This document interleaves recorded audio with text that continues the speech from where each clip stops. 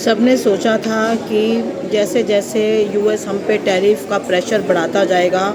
तो हमारी जो कंपनियां हैं उससे डर के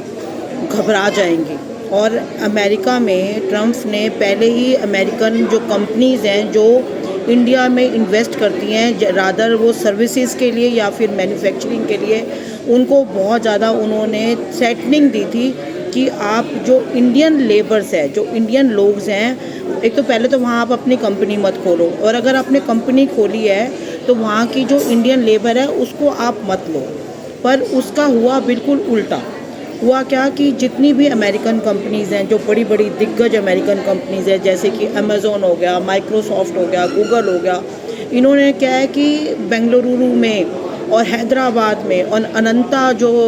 गूगल की है उसको ओपन कर दिया, अलग अलग डील्स फाइनल कर ली। रादर हुआ क्या है कि एलएलपी ग्रोथ जो है वो 37% मानी गई है अगस्त में, और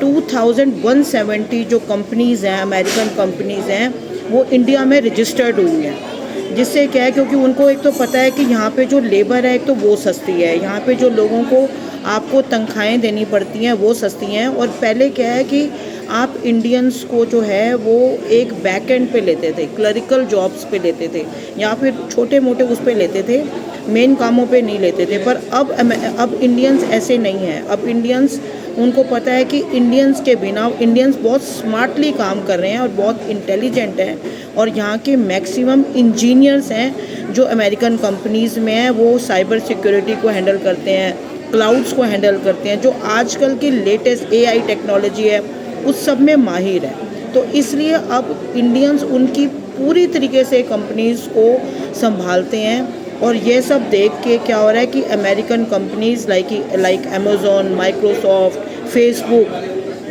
गूगल, ये जितनी भी कंपनीज़ हैं ये अपना बेस ही इंडिया में बना रही हैं, और अब तक की ये सबसे ज़्यादा ग्रोथ मानी जा रही है इंडिया के अंदर। तो जो चीज़ एक ट्रम्प ने सोचा था कि मैं टैरिफ लगा के प्रेशराइज़ कर दूंगा और अपनी कंपनीज़ को वो बार बार रोकता था कि आपने नहीं जाना इंडिया में,